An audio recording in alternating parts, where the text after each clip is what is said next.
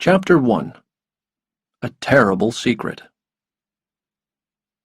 School was finished, and Mark had 4 cigarettes in his pocket. Other boys drank beer, and some tried drugs, but Mark just liked cigarettes. Now his little brother Ricky wanted his first smoke, and Mark felt terrible. The boys walked down a narrow path into the trees behind their home. Home was a trailer in a trailer park in Memphis, Tennessee. Mom wasn't back from work yet. Dad wasn't there either. Mom left him 5 years ago because he was always drunk and often violent. Now Mark seemed like Ricky's father, an 11-year-old father. He taught Ricky to play football, to ride a bike, and everything he knew about sex, but he didn't want to teach him to smoke. "Sit there," said Mark when they reached his secret hiding place, "and let's hear the rules again." Ricky knew them both. "If I tell anyone, you'll hit me." "That's right." "And I can smoke only 1 a day." "That's right. If I catch you smoking more, or if you start drinking beer, you'll hit me harder." "Right," said Mark. "Now, watch me. It's really easy." Ricky was soon busy blowing smoke like a man. Mark sat next to him and lit another cigarette. "I was 9 when I started," he said. "You're only 8. You're too young." Ricky didn't answer. He was listening to something. Then Mark heard it too, and they stopped smoking. "Just sit still," Mark said softly. Through the trees, they could see an old road which nobody used anymore. A long black car appeared on the road and came slowly across the rough ground. It made a circle, then stopped. Soon the engine stopped too. Hidden in the long grass behind the car, the boys watched the car. After a few minutes, a fat man got out. "What's he doing?" Ricky whispered. The man had a rubber tube. He put one end into the tailpipe of the car, and the other end through a window.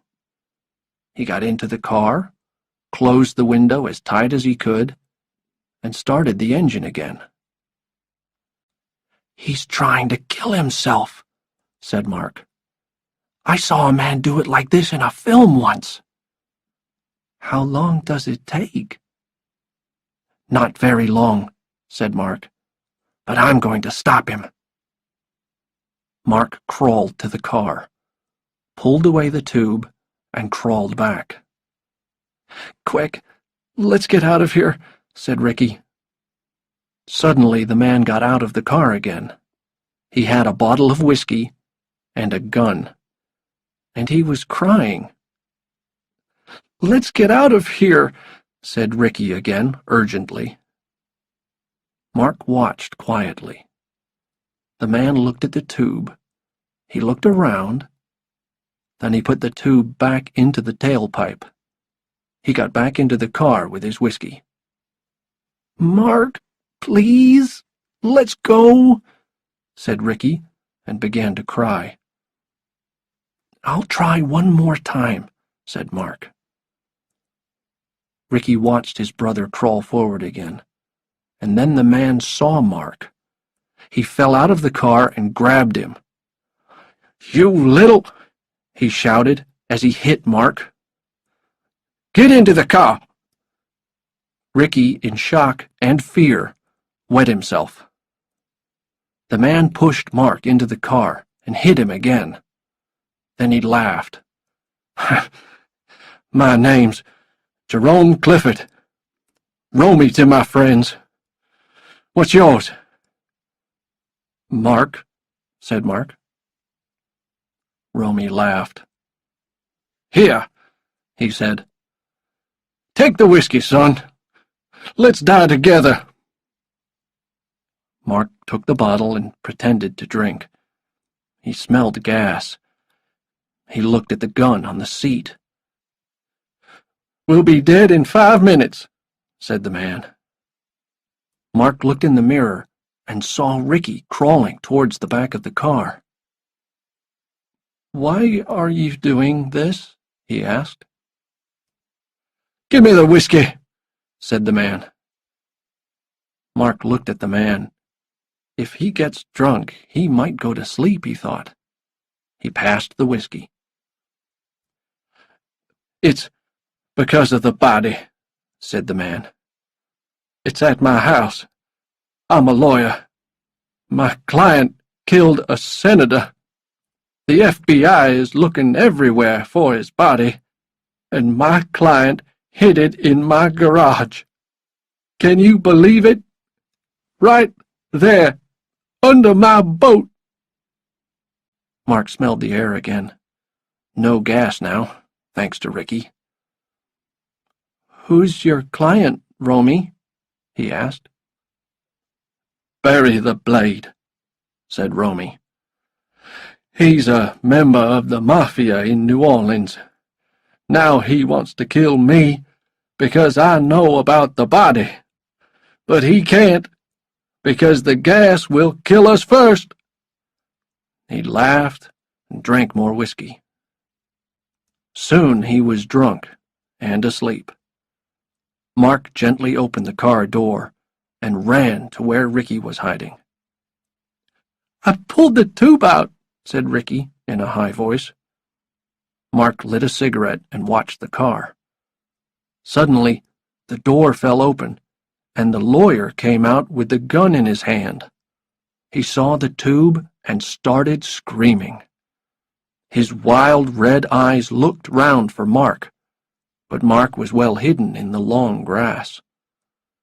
Then he stood still, put the gun in his mouth, closed his eyes, and fired. Ricky made a low noise, like an animal in pain, and ran. Mark looked at the dead man and thought, "Here's trouble." He followed Ricky home. When he got there, he called 911 for the police. He knew that every 911 call was recorded. "There's a body on the old road behind Tucker Trailer Park on Highway 17, he said. "We need your name, son." Mark said nothing and put the phone down. Chapter 2. In Trouble with the Cops. Ricky was sick. He seemed to be crying, but there were no tears. His skin was cold and wet. His thumb was in his mouth. His eyes were open and his body was shaking. Mark was worried. He remembered a television program about some kids who saw a horrible accident.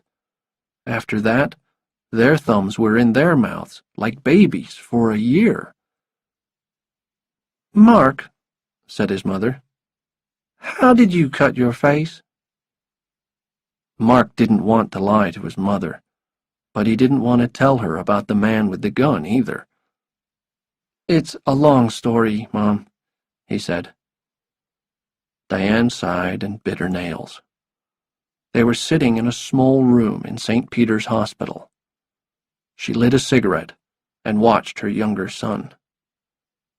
When she got home from work and saw Ricky, she had called the family doctor. He had called an ambulance immediately. Now they were waiting for a hospital doctor to look at Ricky.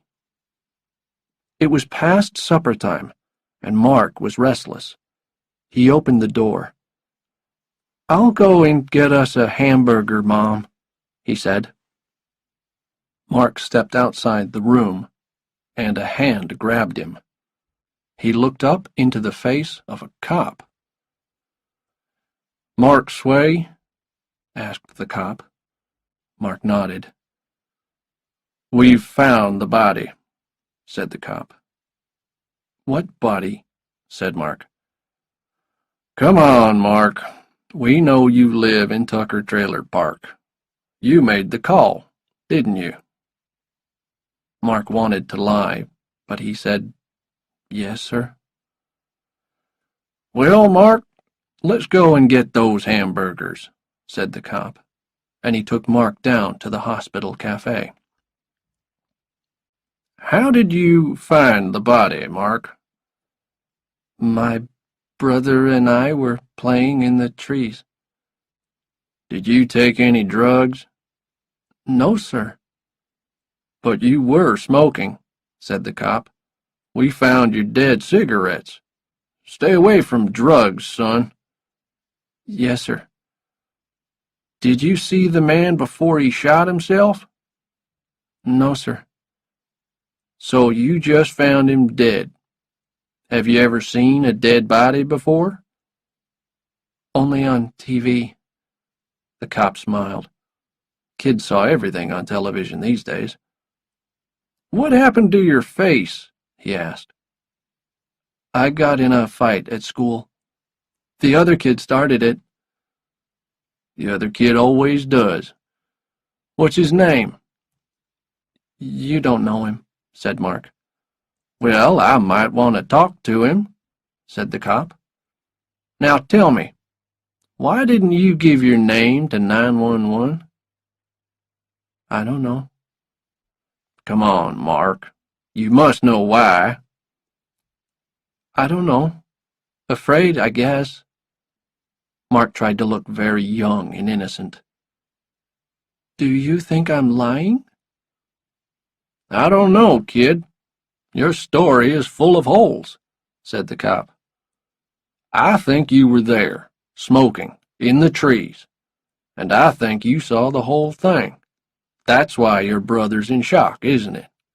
That's why you're afraid."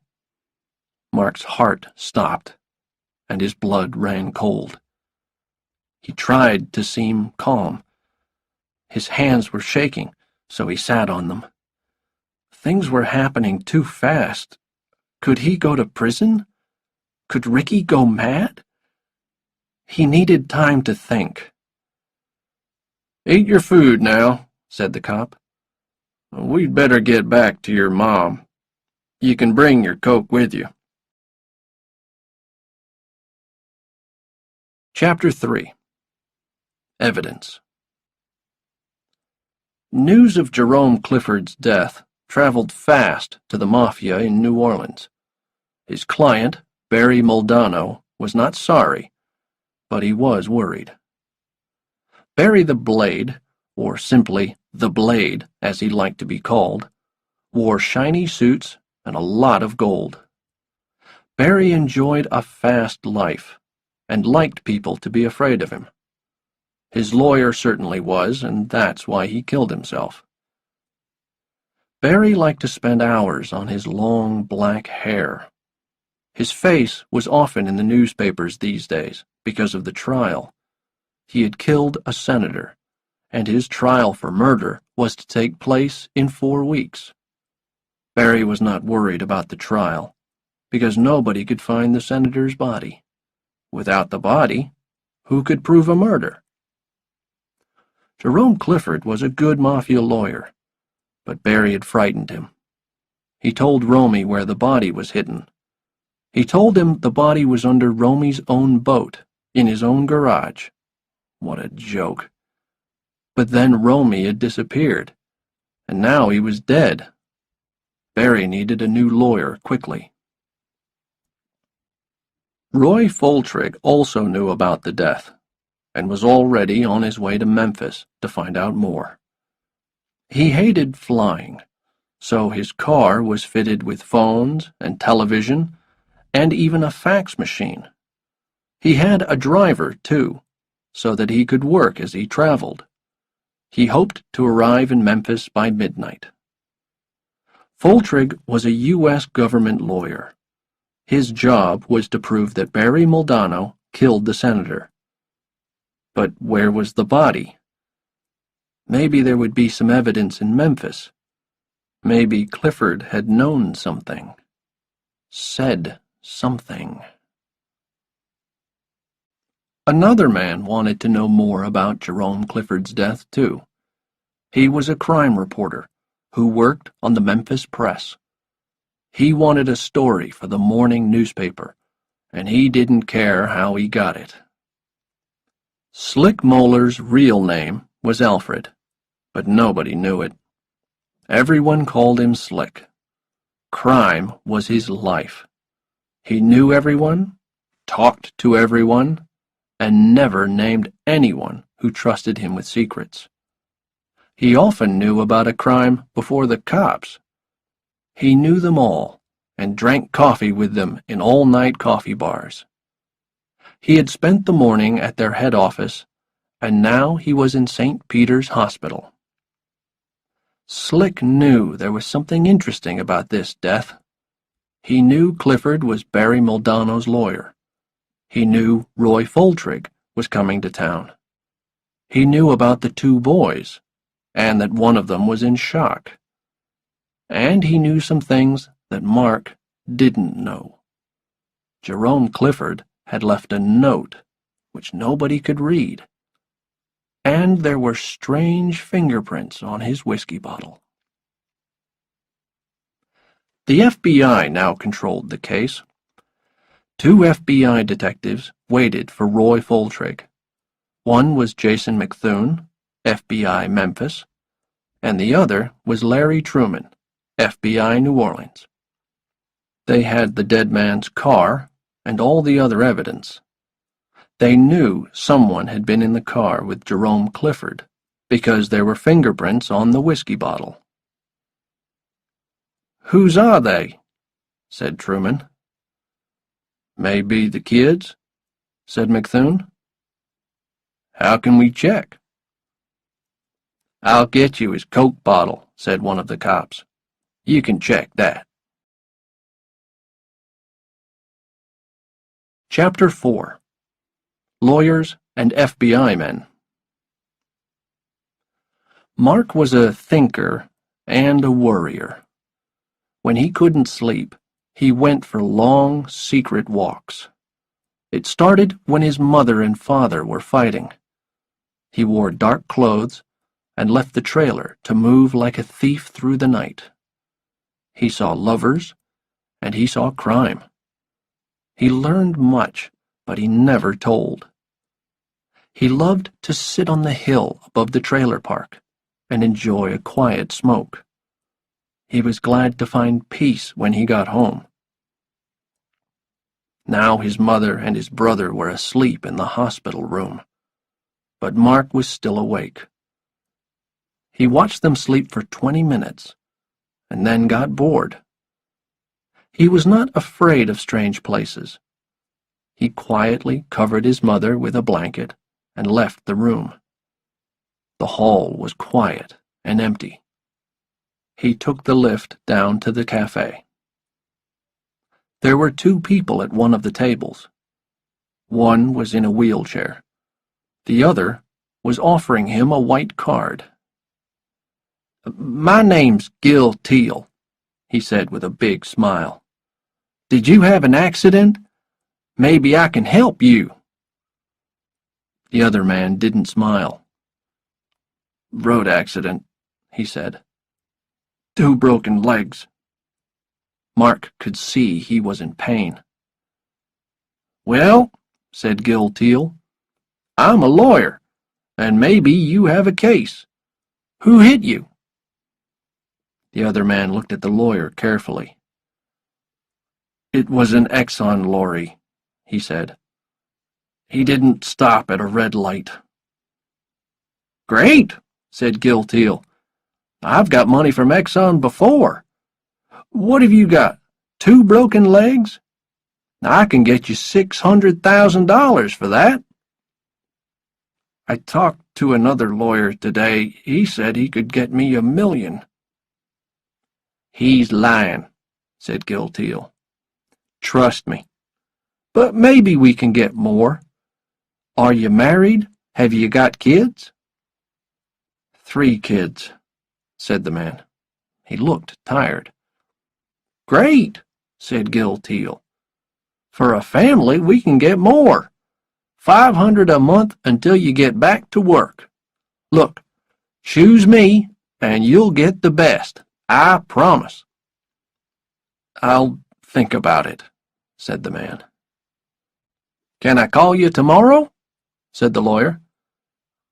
"No," said the man. "I said I'd think about it." Gilteal got up. "Okay," he said.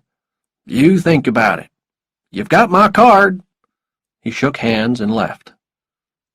The man in the wheelchair pushed himself away, leaving the card on the table. When he had gone, Mark took the card. He looked at the name and the address. He put the card in his pocket and sat back to watch the television. Roy Foltrigg liked to be on television. He really enjoyed those moments when the cameras were waiting for him. Just at the right moment, he would arrive, walking quickly, holding his hand up like a very important man who would love to answer questions but just didn't have the time. He spent many pleasant moments watching videos of himself arriving at important places. Tonight, however, there were no cameras, and no reporters when he arrived at the FBI offices in Memphis. It was after midnight. Jason McThune and Larry Truman introduced themselves. There was only one chair, and Foltrigg took it. McThune explained the facts quickly.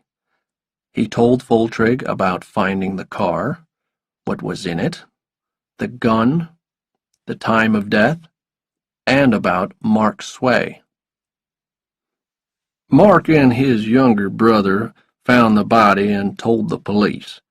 They live about half a mile away in a trailer park.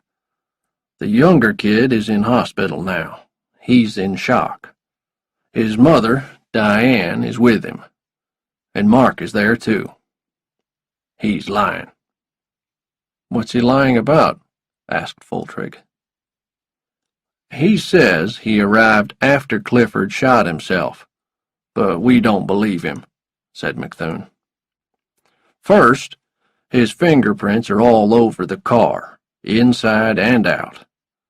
They're on Jerome's whiskey bottle, and they're on the tailpipe, too."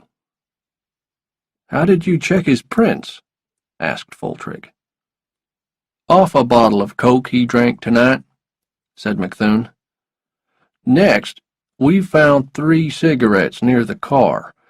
We think the boys were having a quiet smoke when Clifford arrived. They hid and watched him. Maybe they pulled his tube from the tailpipe. We're not sure, and the kids aren't telling. The little boy can't talk just now, but we're sure Mark is lying." "What about Clifford?" asked Foltrigg. "We checked his blood," continued McThune. "He was drunk, and full of drugs, too. We can't know what he was thinking. We know he left New Orleans in the morning, and we think he bought the gun here in Memphis." "Why Memphis?" "He was born here," said McThune. "Maybe he wanted to die where he was born. He left a note," he added, picking up a piece of paper. "It tells his secretary what to do after his death. We couldn't find the pen that wrote it." Foltrigg took it from him and read it.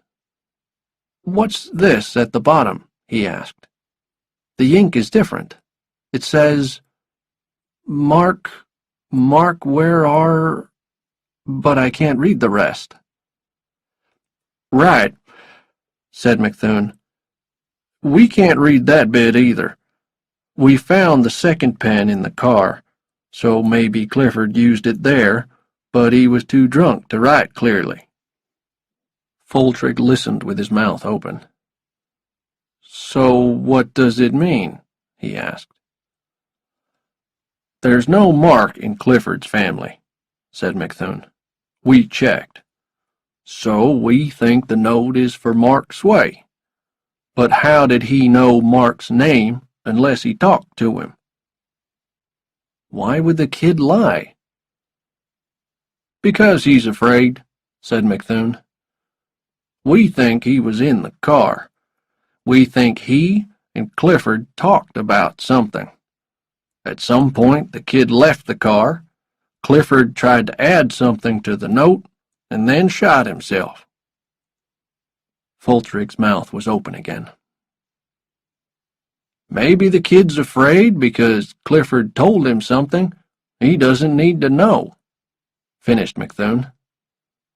Foltrig shut his mouth, put the note on the desk, and cleared his throat. "Have you talked to the kid?" he asked. "Not yet," said McThune. "We'll do that first thing in the morning. We'd like to talk to his little brother, too, but we'll have to ask his doctor." "I'd like to be there," said Foltrig, thinking about the body. "We must know everything Mark Sway knows." Chapter 5. In the Hospital. Mark was asleep in front of the television when a nurse found him next morning. She gave him some orange juice and took him to Ricky's room. "Dr. Greenway is here," she said, "and he wants to see you." Diane looked tired. She stood at the foot of Ricky's bed, and her hands were shaking. Mark stood next to her, and she put her arm on his shoulder. They watched as the doctor touched Ricky's head and spoke to him. Ricky's eyes were closed. "He doesn't hear you, Doctor," Diane said finally. She didn't like the way Greenway was using baby talk. Greenway continued touching and talking. Diane had tears in her eyes. Mark smelled fresh soap and noticed her hair was wet. She had changed her clothes, too, but there was no makeup. Greenway stood straight. "A very bad case," he said, staring at Ricky's closed eyes. "What's next?" said Diane. "We wait," said the doctor. "He'll wake up, and when he does, it's very important that you are in this room. He must see his mother when he opens his eyes. Do you understand?" "I'm not leaving," said Diane. Greenway looked at Mark. "You can come and go a bit, but it's best if you stay here as much as possible, too." Mark nodded his head, but he knew he would get bored. "Have you seen cases like this before?" asked Diane. Greenway looked at Ricky and decided to tell the truth. He shook his head. "Not quite this bad," he said. "But I'm not worried. Ricky will be all right. It'll just take some time." He took a card and a newspaper from his bag. "Here's my phone number," he said. "If Ricky wakes up, tell the nurses and they'll call me immediately, okay?" Diane took the card and nodded. Greenway opened the newspaper. "Have you seen this?" he asked. "No," she answered. "Well, you better read it. It's about Mr. Clifford." Mark looked at the paper and saw a big photo of Romy. Underneath the photo he read, "Mafia lawyer shoots himself." The word mafia jumped at Mark, and suddenly he felt sick. Greenway leaned forward and spoke softly to Diane. "It seems that Mr. Clifford was a well-known lawyer in New Orleans. He was working on a murder case. The police and the FBI are downstairs. They want to talk to Mark." "Why?" asked Diane. "It's a big case. The murdered man was a senator. You'll understand more when you read this story. Then you can talk to them." "No," said Mark suddenly. Diane and Greenway looked at him. "I don't want to talk to them," said Mark. I might get like Ricky if I have to talk about it," he added. "Keep them away for now," said Diane. "All right," said the doctor. "I'll keep them away until 12. Now, don't worry. Just stay by this bed until I come back." Greenway left. Diane ran to the bathroom with the newspaper and lit a cigarette. Mark turned on the television by Ricky's bed and found the news program. Nothing but weather and sports. Diane came back into the room. "Clifford's client killed a United States senator," she said slowly. "I wonder why he did that," said Mark, because he could think of nothing different to say. "It says Jerome Clifford worked for the New Orleans Mafia, and they think his client is a member." Mark had seen film about the Mafia on television. His heart jumped, and he felt pains in his stomach. "I'm hungry, Mom. Are you hungry?" "Why didn't you tell me the truth, Mark?" "I'm sorry, Mom. I planned to tell you when we were alone." Diane looked sad and tired. "You never lie to me, Mark." "I'm really hungry, Mom. Can we talk about this later? Give me some money, and I'll run down to the cafe and get us something to eat. Don't you want some coffee?" Luckily, Diane wasn't ready for a serious talk yet. She opened her purse and gave him $5. Mark took the money and put it in his pocket. "You know where the cafe is?" asked Diane. He nodded. "Be careful," she said, and sat down again to watch Ricky. Mark left the room.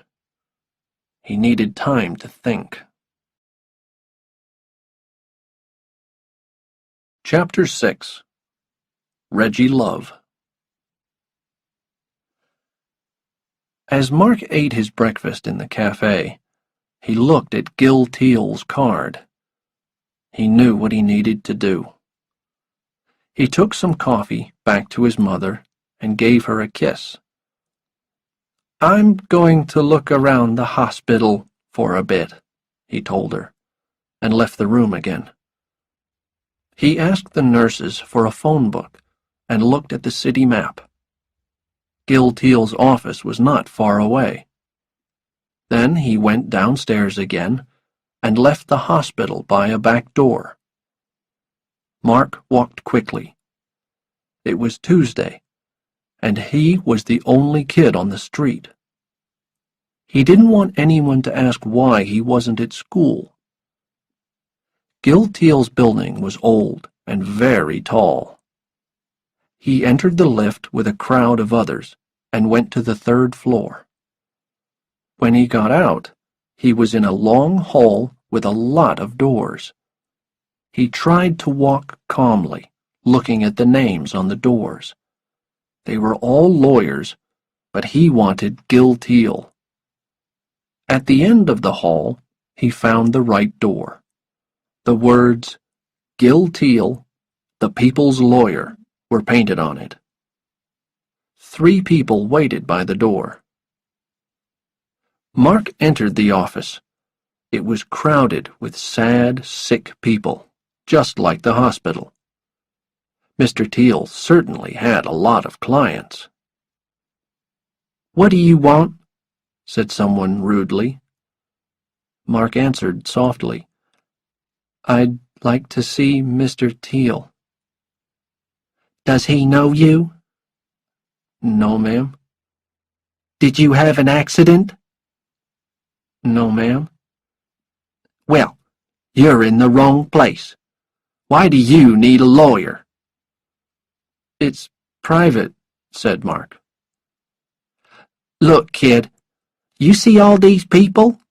They're all waiting to see Mr. Teal. He's a very busy man, and he only takes accident cases." "Okay," said Mark. He was glad to leave the crowded office. He took the stairs and walked around the second floor. More lawyers. He passed a few of them in the hall. They were too busy to notice him. Suddenly, he saw a policeman coming towards him. The next door had Reggie Love, lawyer, painted on it in small letters. Mark quickly opened the door and stepped inside. There was a glass table, some magazines, soft music, and 3 chairs, and nobody waiting. A young man with a tie but no jacket sat behind a desk. "May I help you?" he said quite pleasantly. "I'd like to see a lawyer." "Aren't you a bit young?" "Yes, but I'm having some problems. Are you Mr. Love?" "No, I'm Clint. I'm Reggie's secretary." "Then I need to see Reggie," said Mark. "What's your name?" asked the secretary. "Mark Sway." "Are you in trouble, Mark?" "Yes." "What type of trouble? You need to tell me a little bit about it, or Reggie won't talk to you." "Well," said Mark, "I have to talk to the FBI at 12, and I think I need a lawyer."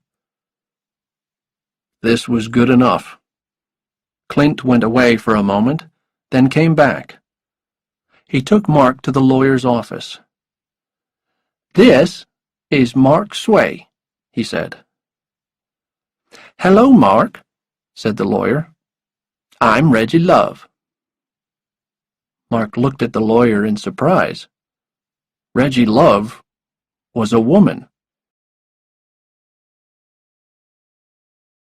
Chapter 7.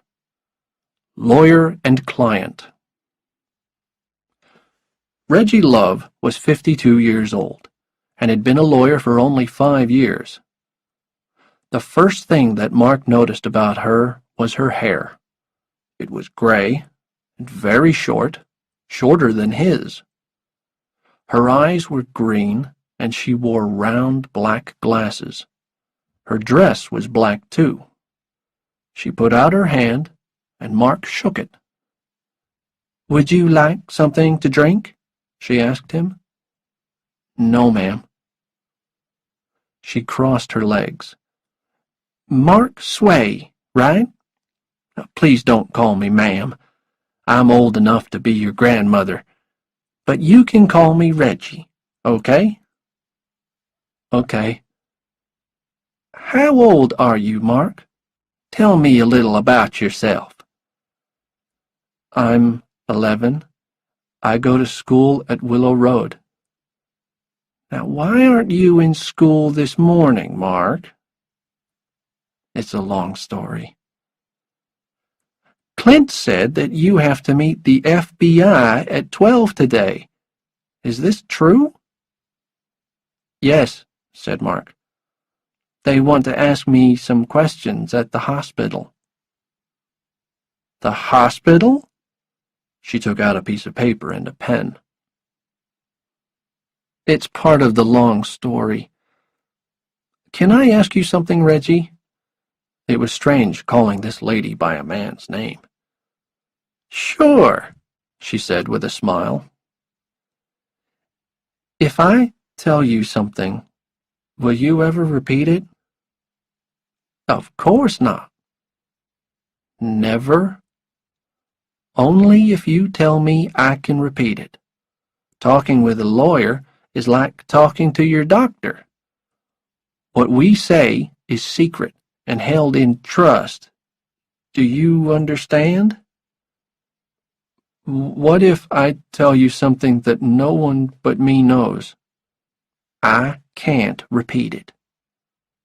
Something the police really want to know? I can't repeat it, she said again. Any more questions? Yes. Where did you get the name Reggie?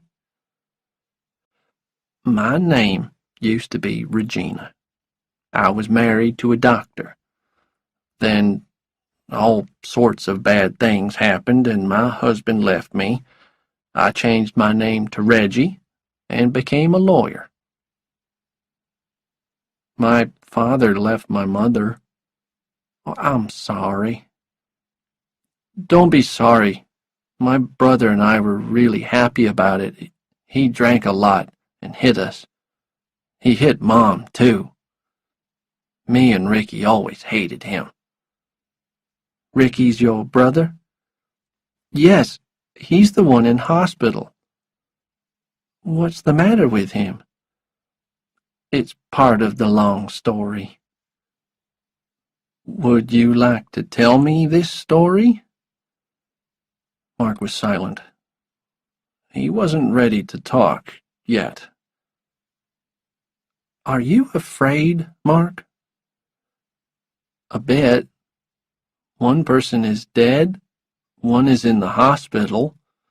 The police and the FBI want to talk to me. Look, Mark, she said. First, you have to pay me something, and then I'm your lawyer. I guess you don't have much money, do you? Mark pulled $1 from his pocket and handed it to her. This is all I've got. She put the $1 on the desk and said, Okay, now I'm the lawyer and you're the client. Let's hear the story. Mark took a long breath and looked at the floor. He told her about Ricky and the cigarettes and the car and the man. Reggie asked questions and wrote everything down. Mark told her everything except what Romy had said about the body. An hour after they started, Reggie took a break. Clint brought a newspaper and she read the story twice.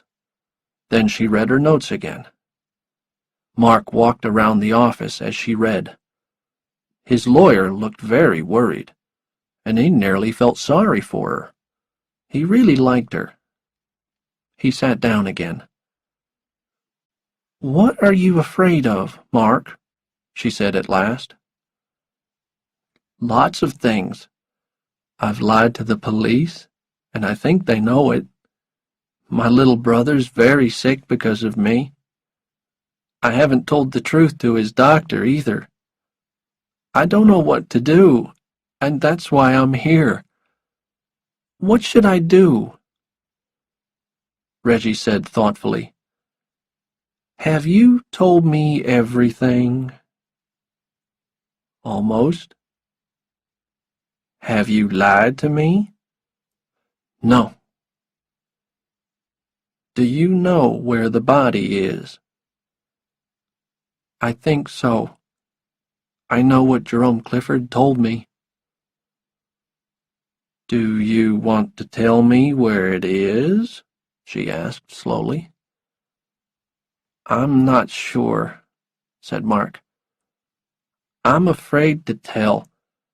I don't want anyone to know that I know about the body. Romy told me his client kills people. He's in the mafia. And if he thinks I know the secret, he'll want to kill me too. But the cops and the FBI want to talk to me. Do you think I should tell them? Reggie stood and walked slowly to the window. She wasn't sure. Mark was safe now, but would he be safe if he told? Let's do this, Mark. Don't tell me where the body is. Maybe later, but not now. And let's meet with the FBI and listen to them. You don't have to say a word. I'll do the talking. And after that, we'll decide what to do next. Sounds good to me. Okay, said Reggie. Please call your mother and tell her we're coming. She checked her watch and put more paper in her bag. I'm ready, she said. But she looked nervous. Chapter 8. The Interview. What Mark saw in the hospital room frightened him at first. Diane was in the bed, holding Ricky and kissing his head. He was moving and making strange noises. His eyes were open, then shut. It's okay, baby, said Diane again and again. It's okay. Mommy's here. Mommy's here. Greenway stood close by. A nurse was on the other side of the bed. No one noticed Mark as he came in. Reggie was waiting outside. It was almost 12, and clearly nobody was thinking of the meeting with the FBI. Ricky opened his eyes again and seemed to notice his mother. She kissed him again and again and smiled through her tears. He woke up about 2 hours ago, the doctor explained. But he's not talking yet. Mark was glad about that. He didn't want Ricky to start talking about Clifford. Not yet. Is he going to be okay? He asked. I think so, said the doctor, but it'll take time. Where's the rest of your family? Your mother needs help. There's only us, said Mark. What about the FBI? She can't talk to them now, said Greenway. But they're waiting for you. They said it's serious. It's okay, said Mark. I'm ready for them. I've got us a lawyer. A lawyer? Said Greenway, surprised. How's that? I found her this morning, said Mark proudly. Don't worry. You take care of Ricky and Mom, and me and the lawyer'll take care of the FBI. Reggie found an empty room. They were 10 minutes late for the meeting, but she wanted to do something first. Pull up your shirt, she said quickly. She opened her bag and took out a small black recorder. She checked the recorder and tied it to Mark's waist. Mark pulled down his shirt. Perfect, said Reggie. Let's go down. The meeting was on the second floor, in room 28. Reggie checked the recorder again and turned it on. Now, go, she said. I'll wait out here. Just remember what I told you. Mark took a deep breath and knocked on the door. Come in, someone said. He stepped inside and closed the door. 3 men faced him. They were not smiling. You must be Mark, said one. Where's your mother? Who are you? Said Mark. Truman and McThune introduced themselves. Foltrig stayed silent. Have a seat, Mark, said Truman. Well, Mark, we really wanted to see your mother, too. She's with my brother, said Mark. She can't come today. Maybe this can wait until she can come. No, Mark, we really need to talk now. Let's talk a few minutes, just us and you. Are you nervous? A little, said Mark. What do you want? We want to ask you some questions about yesterday. Do I need a lawyer? The detectives looked at each other in surprise. Of course not. It's just a few questions, that's all. I already talked to a cop, said Mark. Last night. We're not cops, said McThune. We're FBI. That's why I'm nervous. Maybe I do need a lawyer. What for? To protect my rights? The men smiled at each other. You've been watching too much TV, kid, said McThune. You don't need a lawyer. Well, can't we wait until my mother can be here? They smiled again. Not really, Mark. We can wait if we have to. But you're a clever kid, and we're in a hurry. We just have a few questions for you. Okay, said Mark. If I have to. Right. First, was Jerome Clifford already dead when you and Ricky found the car yesterday? Do I have to answer the question? Yes. We need to know the truth, Mark. What happens if I don't answer? Oh, lots of things. We could take you down to our office and ask some really hard questions. Could my mother get into trouble? Maybe. What kind of trouble? Now the men began to look nervous. They knew they shouldn't talk to children without first talking to their parents, but they kept trying. Mark, if a person knows about a crime and doesn't tell the police or the FBI, they might be punished. You know? Go to prison or something like that. So, if I don't answer your questions, me and Mom might go to prison? The men looked at each other again. Why don't you want to answer the question, Mark? Are you hiding something? I'm just afraid, said Mark. I'm just 11 years old, and you're the FBI, and my mom's not here. Truman sat forward and looked serious.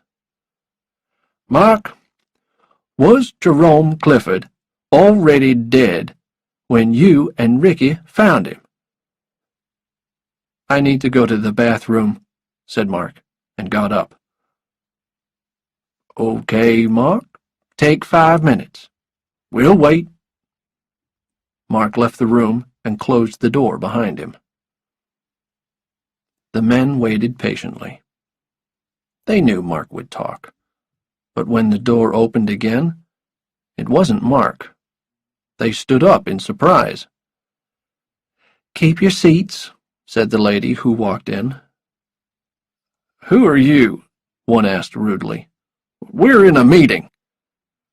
I'm Reggie Love, she said. I'm Mark Sway's lawyer. The men looked shocked and sat down again. Now, said Reggie, did you try to talk to my client when his mother wasn't with him? No, said Truman. Well, he tells me you did. He came here alone, said McThune quickly. We were just having a friendly talk while we waited for her.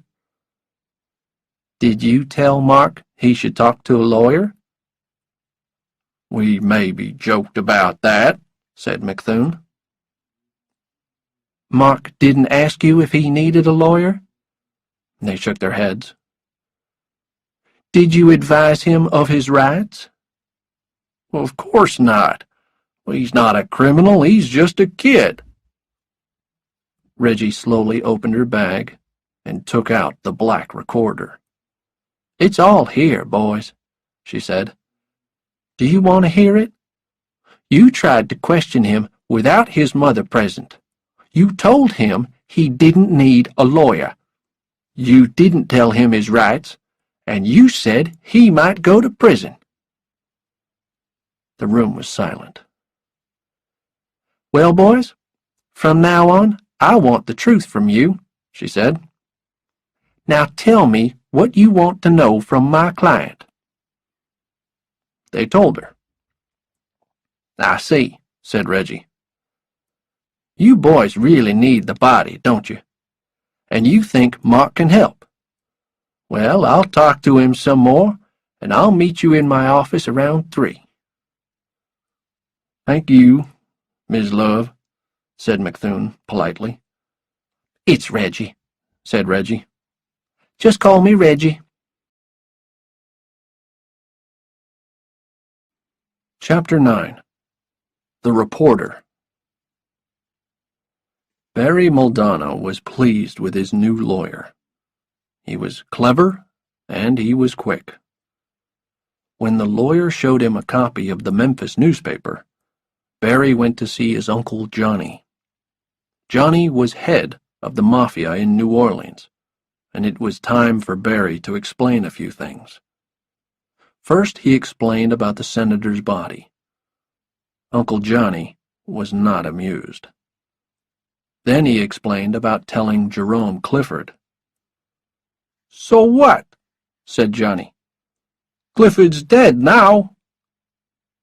Then Barry explained about the 2 boys who found him. "What if Romy told them about the body?" said Barry. Uncle Johnny became angry. "You've done a stupid thing, Barry," he said. "Now, what are you going to do about it?" "I need to send a killer to Memphis," said the Blade. "You're going to kill the boys?" asked his uncle. "Maybe yes, maybe no," said Barry. "First, we need to know if they know something." "Send Gronky," said his uncle. Back in Memphis, Slick Moeller was pleased with his work. The morning newspaper carried his first story about Clifford's death. Now he wanted more news. Slick walked around the hospital looking for people who would talk to him. He found a cleaner. The cleaner was pleased to talk to a reporter and told him which room the boys were in. He also told him the police had been there. "The FBI have been here all day, too," said the cleaner. "And now the family's got a lawyer. Reggie is someone. Don't know his other name." Slick waited near Ricky's room until Mark came out. "How's your brother?" he asked in a friendly way. "He's doing great," said Mark. "Who are you?" "I'm a reporter," said Slick. "I'm working on a story about Clifford. The cops say you know more about it than you're telling." "When's the story coming out?" asked Mark. "Maybe tomorrow," said Slick. Mark felt sick. "I'm not answering any questions." "That's fine," said Slick, and walked away. Mark sat down in a quiet corner and began to cry. Ricky was quiet again. His thumb was back in his mouth, and his eyes were closed. Diane turned as Mark came into the room. "Who's this lawyer, Mark?" she asked. "Why do we need her?" "I'm frightened, Mom. There are cops all over the place, and the FBI, and now there are reporters wanting to talk to me. We need a lawyer."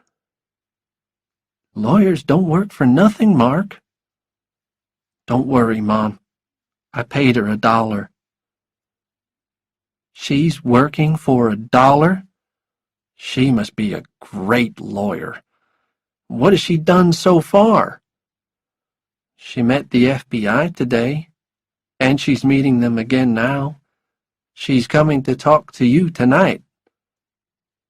"Mom, I need to tell you some things about me and Ricky.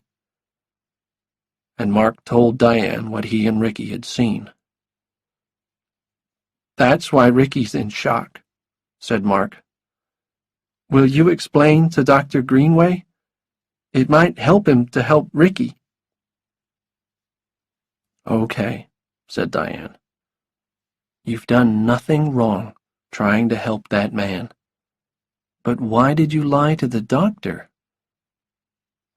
Tell him I only just remembered, said Mark.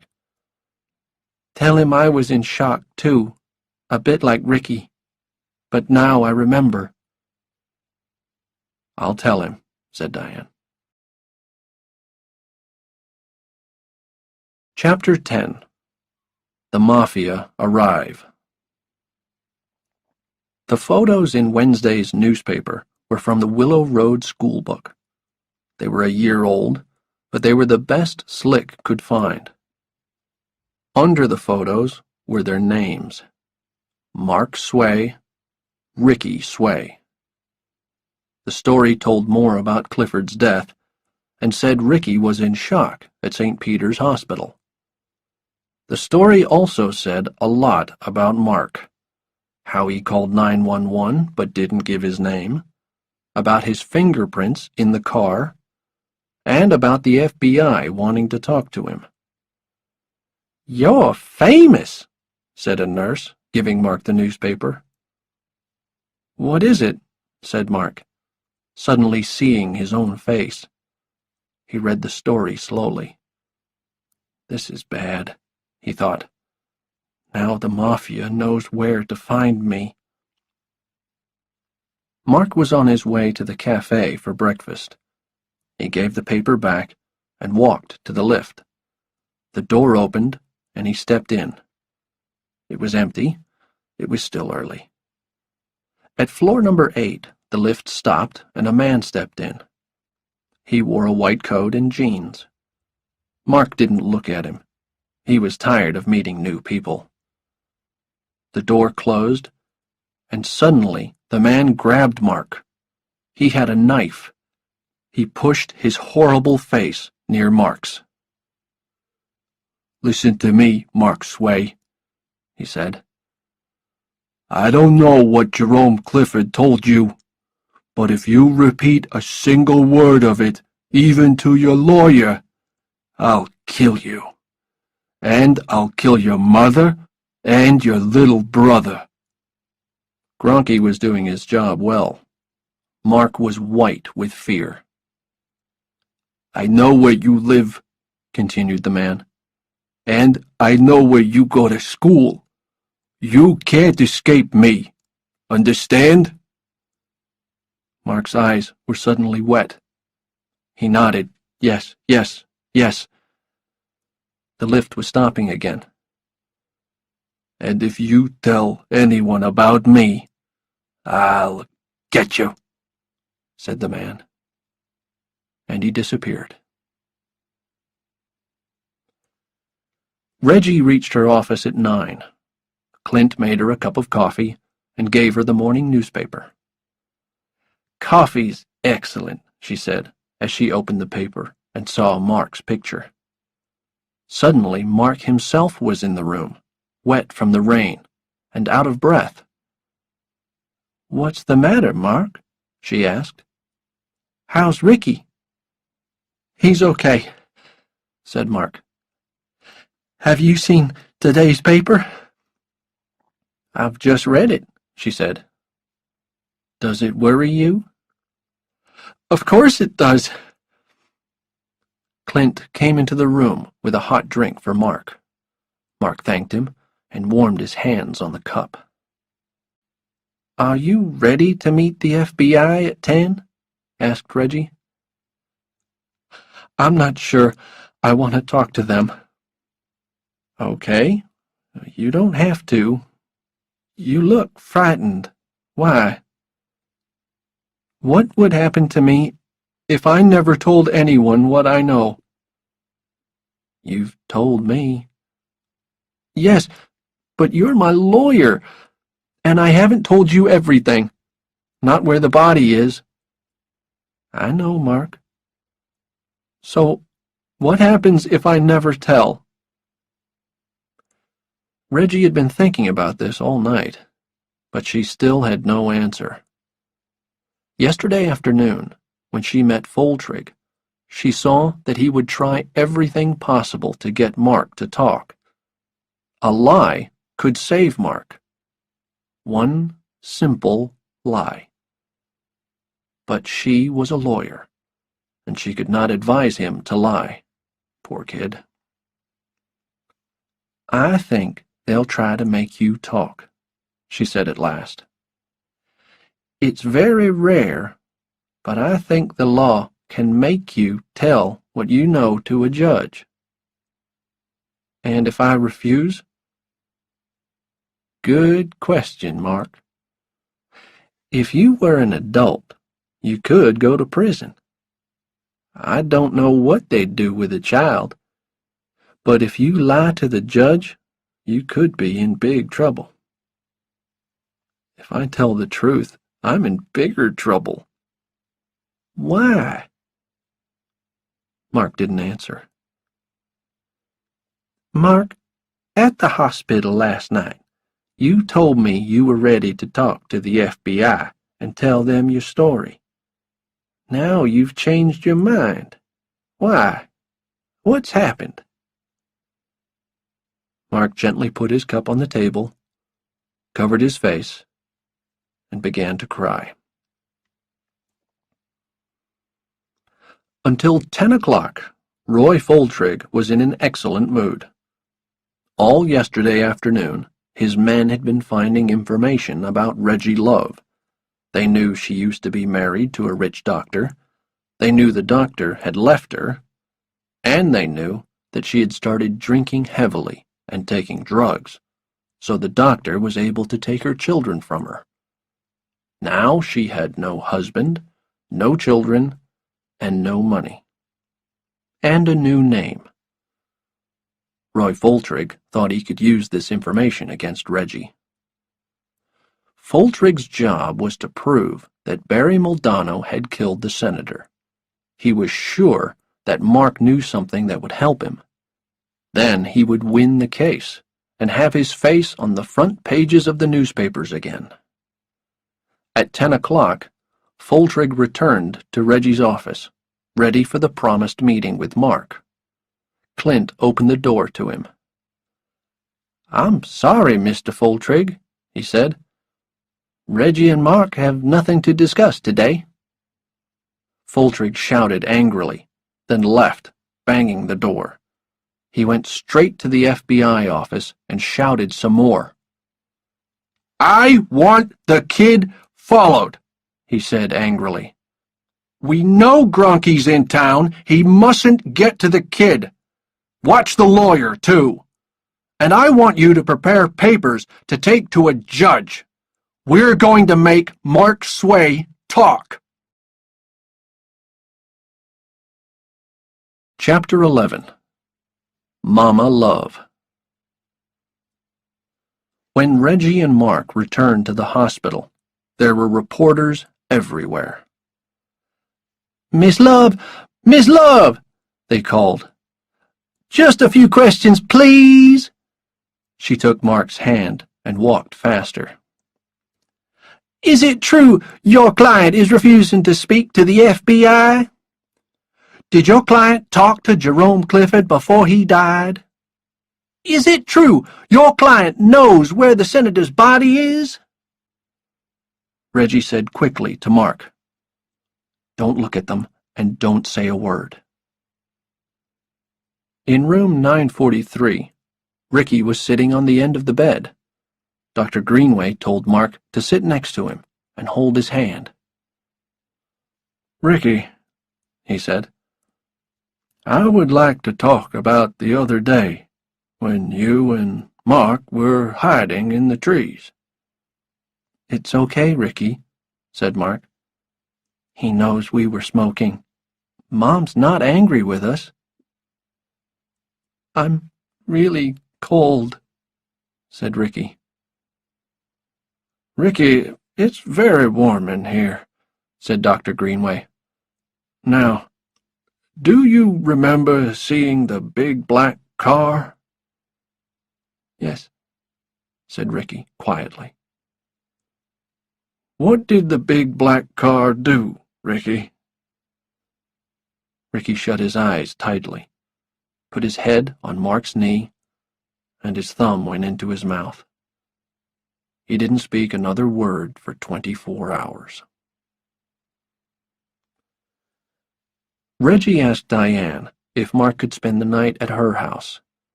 Diane agreed. So when Ricky was asleep again, they left the hospital in Reggie's sports car.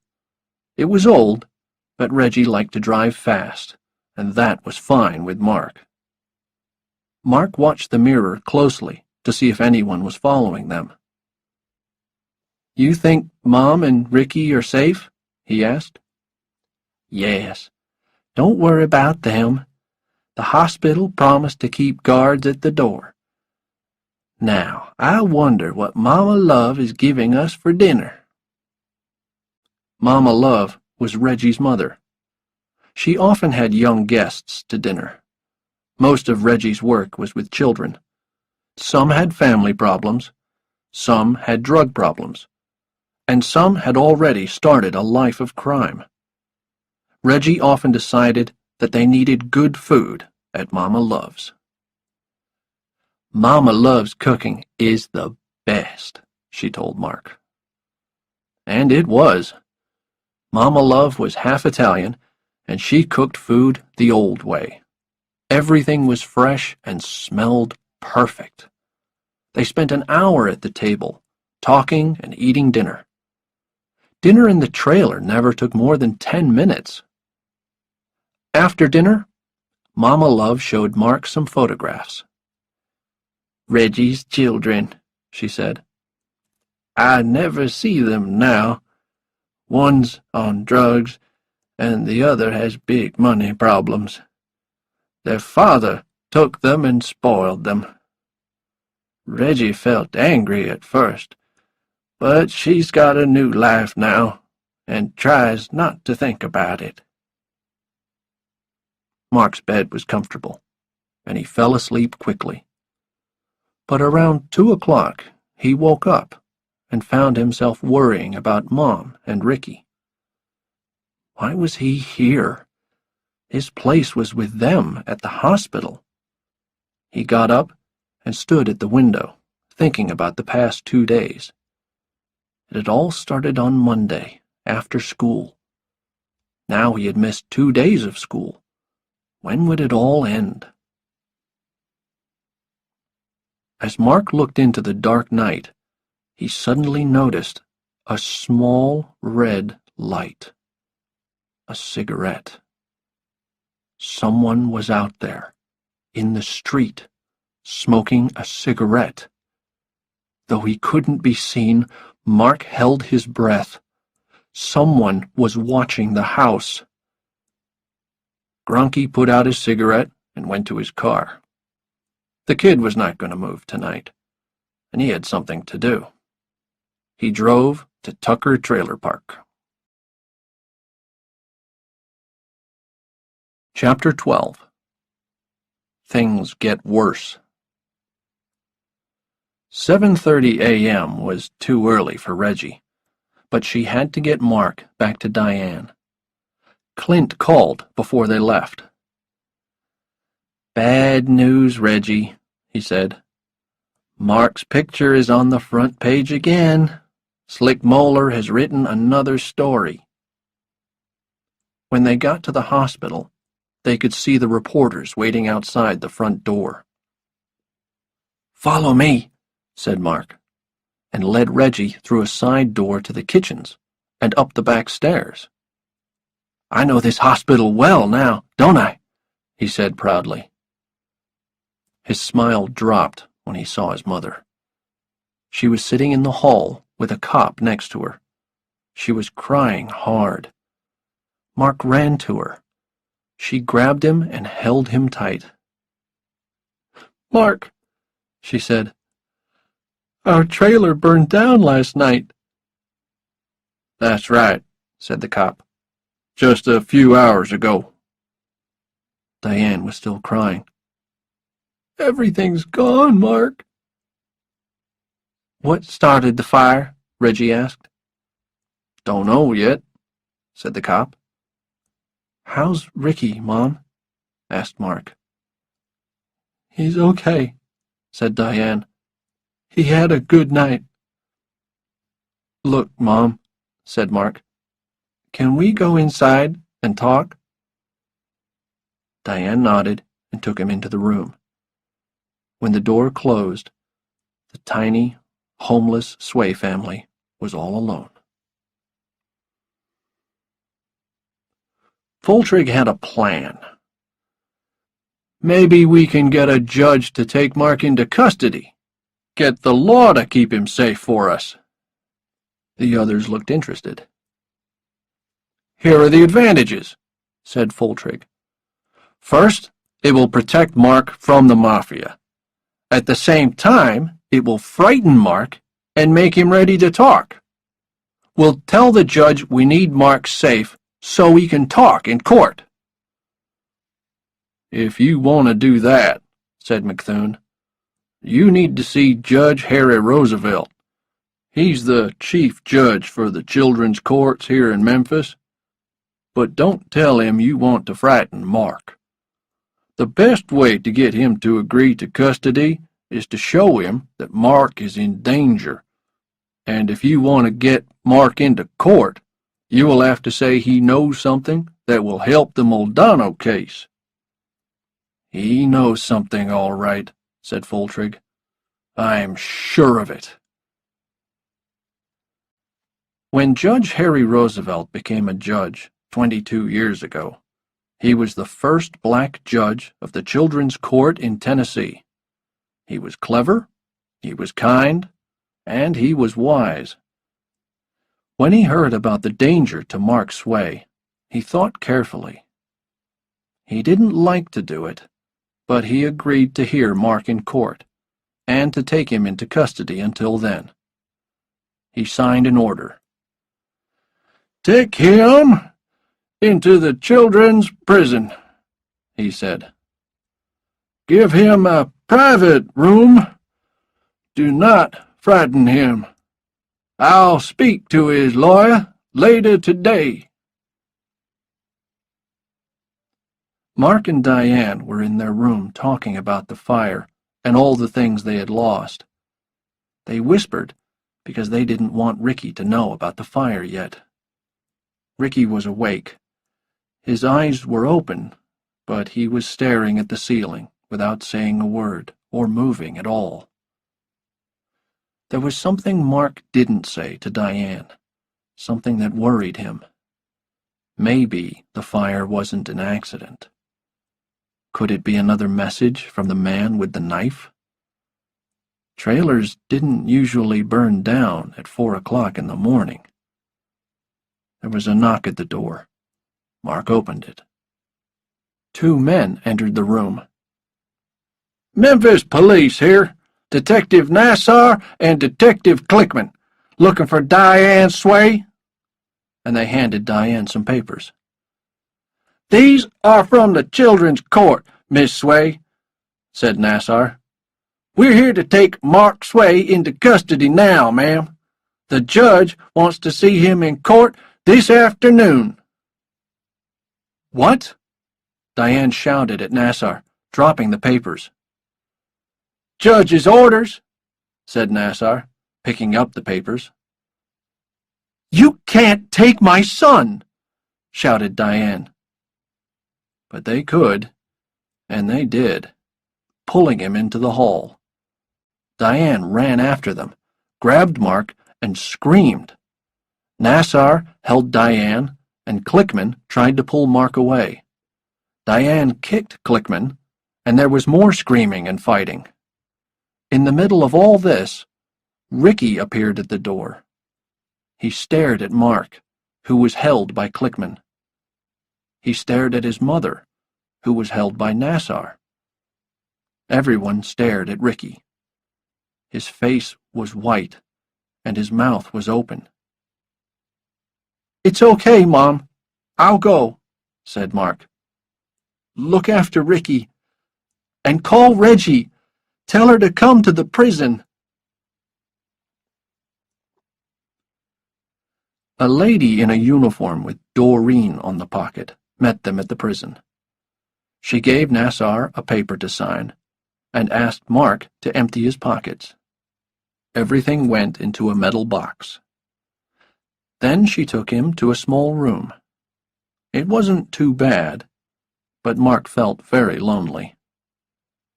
"Can I use a phone?" he asked. "To call my mom?" Doreen brought him a phone and a phone book. "You can have it for 10 minutes, she said, and locked the door. Mark found the number for St. Peter's and asked for room 943. "Number 943 isn't taking calls just now," he was told. Ricky must be asleep, thought Mark. He tried Reggie. No luck. Then he had an idea. He called a pizza restaurant. "This is Detective Clickman, Memphis Police," he said in a deep voice. "Please send me 40 pizzas for a surprise party here in the police station. I'll pay when they come." When Doreen came back for the phone, Mark looked much happier. Chapter 13. Back to Prison. Reggie didn't hear about Mark until lunchtime on Thursday. She often worked in the children's courts, and she knew Judge Roosevelt well. She rushed to his office. "I'm not surprised to see you, Reggie," he said. "I can't understand why you did this, Harry," she said. "Mark has done nothing wrong." "I've agreed to see him in court this afternoon," said the judge.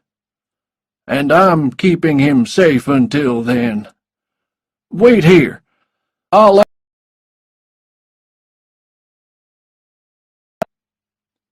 When Mark arrived, he smiled at Reggie. "Don't worry," he said. "I'm okay. But what should I say in court?" Reggie explained carefully. "No one can make you talk," she said. "But the judge can keep you in custody if you don't." "But I've done nothing wrong." "No," said Reggie. "But if the judge asks you questions and you don't answer, then that would be wrong. The law is very clear on this. If you know something that will help a murder case, you can't keep quiet, even if you think you're in danger." "It's a stupid law," said Mark. "Maybe," said Reggie, "but we can't change it today." "I could tell them I don't know anything," said Mark. Reggie wanted to say yes, but she kept silent. At last, she said firmly, "You can't lie in court, Mark." Slick Moeller was waiting outside the courtroom. He saw Mark go in with 2 guards. He saw Reggie go in next, and then the FBI men with Foltrig. He smiled to himself. In the children's court, there could be no cameras and no reporters. He knew Foltrig wouldn't like that. The courtroom door was locked, and Slick waited patiently. When it was unlocked again, he walked quickly into the men's toilets and waited there. Soon, one of the guards joined him. "What happened?" asked Slick. "Now be quick." "The kid wouldn't talk," said the guard. "So he's going back to prison." "What does he know?" "The judge asked him if he knew where the senator's body is, but he wouldn't answer." "What next?" asked Slick. "The judge wants to see him again tomorrow.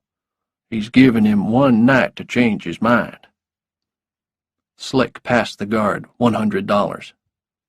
"You didn't hear it from me," said the guard. "Trust me," said Slick. Foltrig was shouting again. "That no good judge," he said again and again. "That no good judge! He's too soft! I'm going back to New Orleans. This murder case is a New Orleans job. I can get Mark called to the courts in New Orleans. Then we can really make him talk." But the FBI had other ideas. When Foltrig had left, they asked for another meeting with the judge and Reggie. They wanted to explain how the government could protect Mark and his family if he gave evidence against the mafia. "It's called the Witness Protection Program," said McThune. "I've heard of it, Mr. McThune," said the judge. "Tell us more about it." "It's quite simple. We move the family to another city. We give them new names. We find a good job for the mother and get them a nice place to live. We make sure the boys are in a good school. We give them some money. And we stay close by." "Well, Reggie," said the judge, "it sounds good." It certainly did. At the moment, the Sways had no home. Diane had a poor job. They had no relations in Memphis. "They can't move just now," she said. "Ricky must stay in hospital." "We've found a children's hospital in Phoenix that can take him right away," said McThune. "It's a private hospital, and of course we'll pay for it." "What do you think, Reggie?" asked Judge Roosevelt. "I'll talk to Diane about it," said Reggie. "Good," said the judge. "And see if she can come to court tomorrow. I'd like her to be there." "I'll try," said Reggie. Mark was also thinking about how to save his family. Doreen was surprised to see him back at the prison. "How long are you back for?" she asked. "The judge didn't say. I have to go to court again tomorrow." "How's your little brother?" Mark put on a very sad face. "He's probably going to die," he said. "No." "Yes," said Mark in a small voice. "He doesn't talk. He makes terrible noises, and he doesn't eat." "I'm sorry." "It's bad. I don't feel so good myself." "Poor kid. Anything I can get you?" "No, I just need to lie down." "Poor kid," she said again. "I'll keep an eye on you." Chapter 14. No Other Way. Slick's story of Mark's courtroom appearance was in the newspaper on Friday morning. Front page news again. Gronky took the first plane to New Orleans and called the Blade. "Look, Barry," he said, "I can't do much when the kid's in prison, can I? But he hasn't talked yet. Think about it. I got to him with a knife. I burned the trailer. The kid's too frightened to speak." "I don't know, Gronky," said Maldonado. "The kid knows something. Sure you can't get to him?" "We can't kill the kid, Barry. Everyone's watching him." What about his mother or brother? Gronky said nothing. He was tired of Moldano's game. What about his lawyer? Why do you want to kill his lawyer? Because I hate lawyers, said the blade wildly. No, Barry, said Gronky, wondering if Moldano was going mad. I'm not in the mood to kill anyone just now. That's fine, said Moldano. Another man can do it. When Judge Roosevelt read Slick's story, his eyes grew cold. In the children's court, everything was private. How did Moeller get his information? He would call Moeller to the court today to explain. It was going to be another busy day, but at the end of it, his sons would take him fishing for the weekend. He smiled at this pleasant thought. The courtroom story made Foltrig angry again. But the papers to call Mark to the court in New Orleans were nearly ready. He took a call from the local FBI. Mr. Foltrig, we thought you'd like to know that Gronky's back in town. He arrived this morning, and we have a recording of a phone conversation with Moldano. Let me hear it, said Foltrig. Good, he said when he'd heard it. Send it to Memphis. I want Judge Roosevelt to hear it today. It will make him keep Mark Sway in custody for the weekend. Tonight, we'll send papers to call Mark to New Orleans. The courts are closed until Monday, and by that time, we'll have the kid here, where we want him. Slick's story made Reggie sad. With newspaper reports like this, the Mafia knew everything that was going on. She sat with Mark now, trying to explain about the witness protection program. What does Mom think? Asked Mark. She's not sure, said Reggie. I'm not sure either, said Mark. I saw this once in a film. Someone told the truth about the Mafia, and the FBI helped him to disappear. He got a new face, even a new wife. He went to Brazil. What happened? It took the Mafia a year to find him. They killed his wife, too. It was just a film, Mark. There's no other way. It's the safest thing to do. Of course, I have to tell them what I know before they'll do all these wonderful things for us. That's part of the agreement, Mark. The Mafia never forgets, Reggie. You've watched too many films, Mark. It's easy for you, Reggie. You'll be fine. But we'll live in fear for the rest of our lives. There's no other way, Mark. Yes, there is. I could lie. Chapter 15. Escape. Mark didn't lie, but he wasn't ready yet to tell the truth. When the court met again on Friday afternoon, no one was really surprised when he again refused to answer the judge's questions. I'm not going to answer that, he said, time after time. But everyone was shocked by the recording that was played. Reggie's eyes opened wide when she heard Moldano speak of killing her.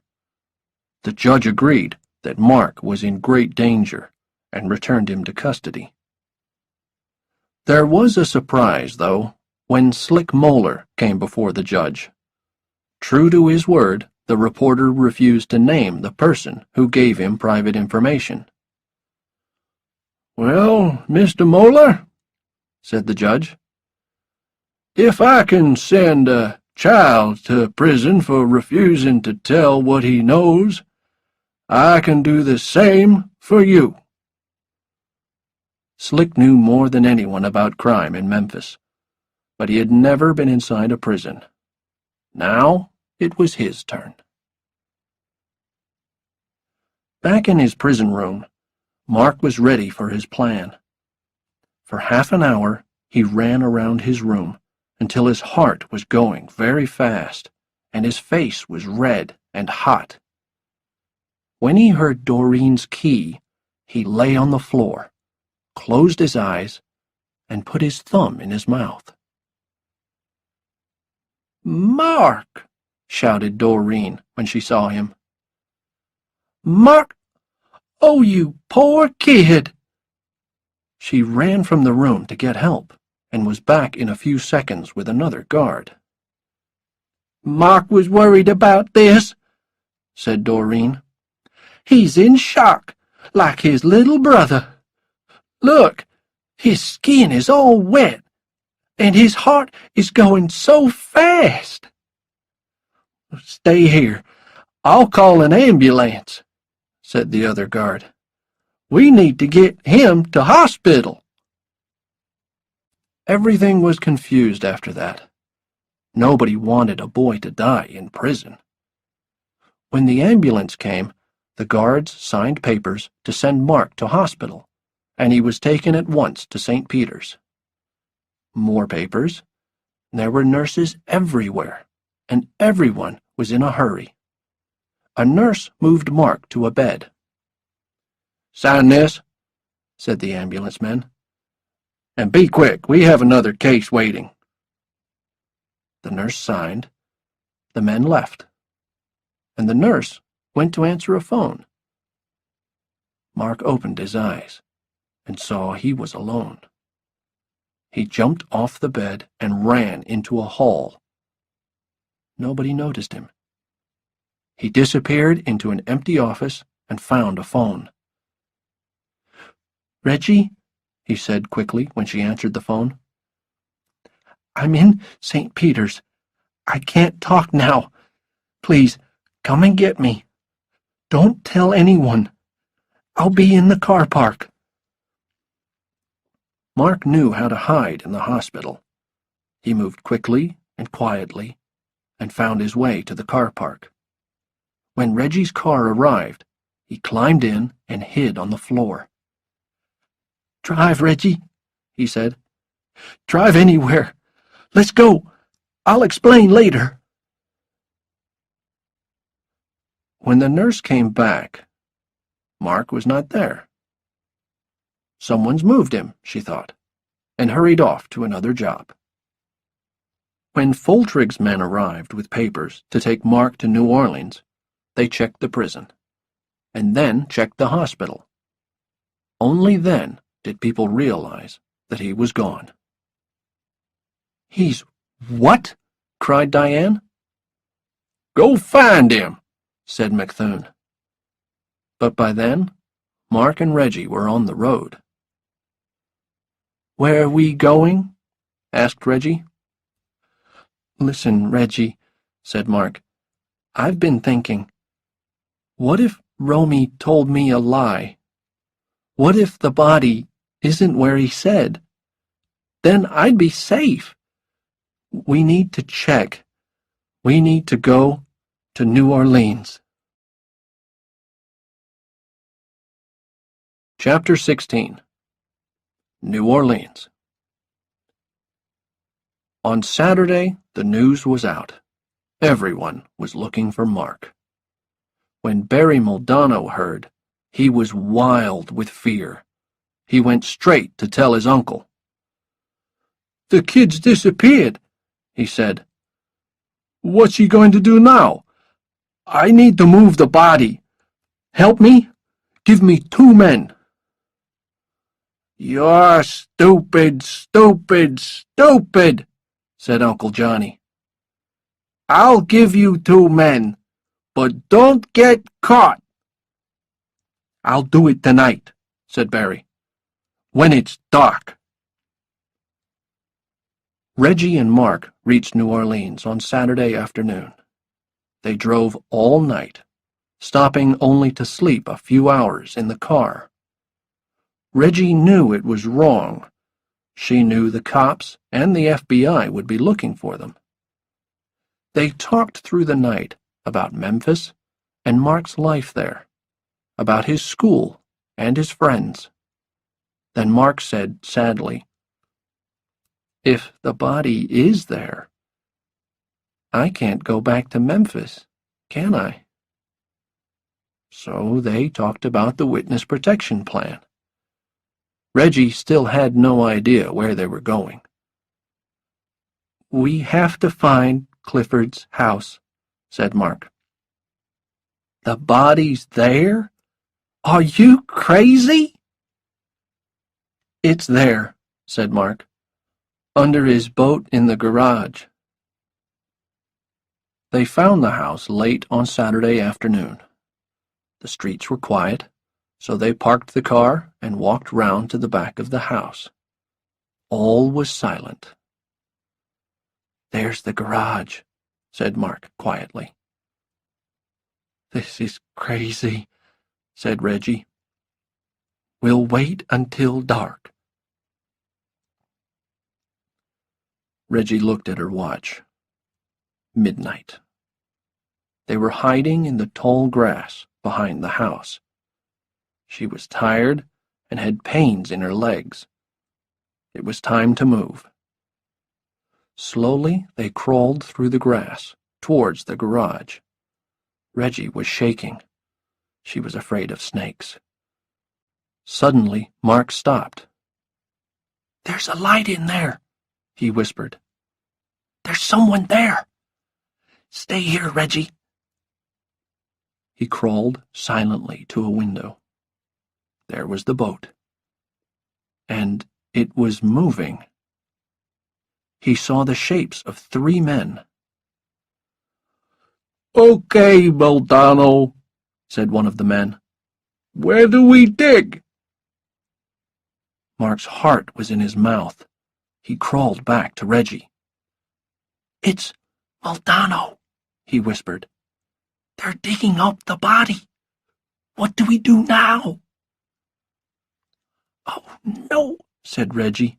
"I told you this was crazy. Let me think." And suddenly she knew what to do. She crawled in the other direction, towards the house next door. With her shoe, she broke a window. Suddenly the night was no longer silent. Bells rang everywhere. Lights went on in the house next door. Voices were shouting. A man appeared with a gun. He shot wildly into the dark. "Look," called Mark. "They're leaving." Moldano and his men ran out of the garage and disappeared. Reggie crawled back. It was another hour before the confusion ended.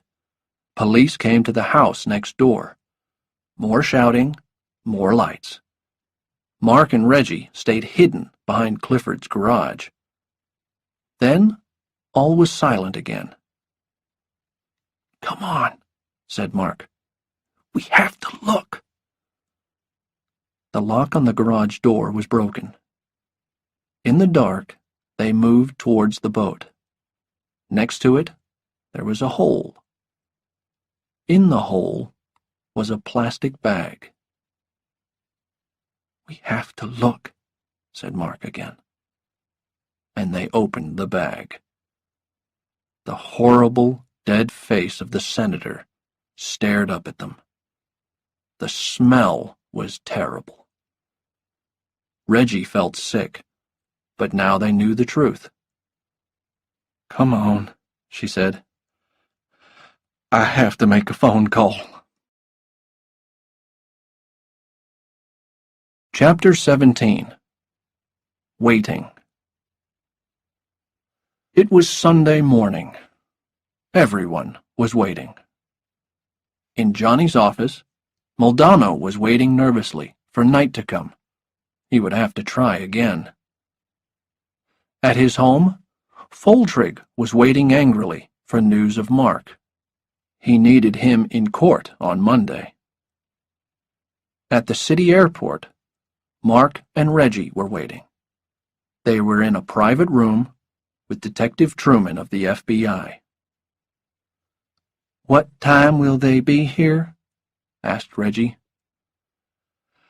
"Soon," said Truman. "They left an hour ago."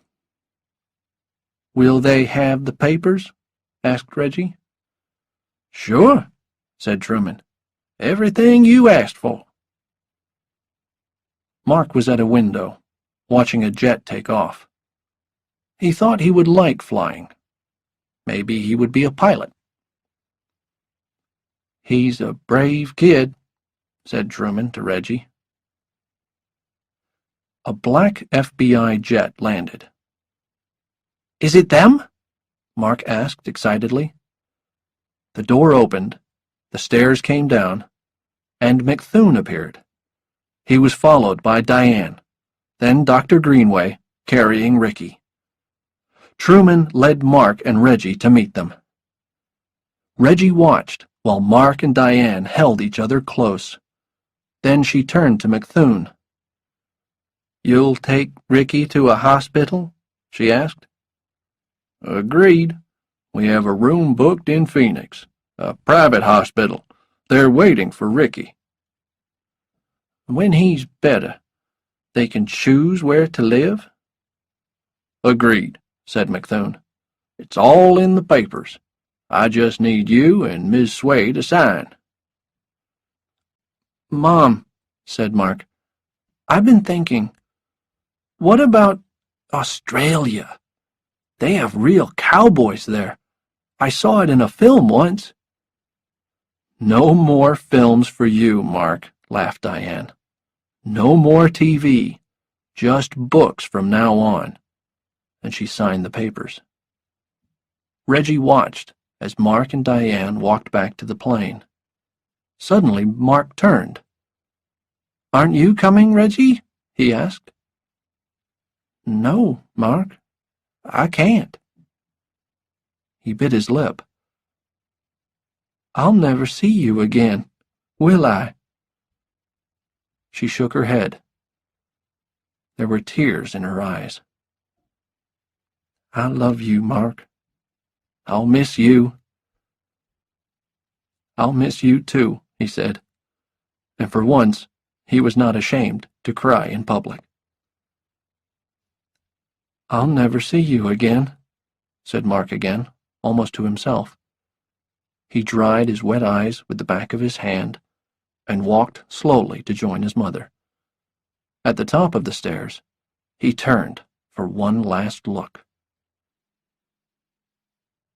Minutes later, as the plane moved away, Truman said again, "He's a brave kid."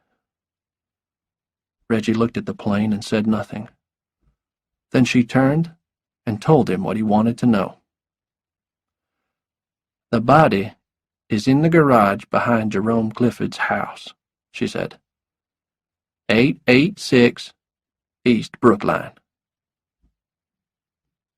"Thanks, Reggie," Truman said, suddenly ready to leave. "Don't thank me," said Reggie, looking into the clouds. "Thank Mark."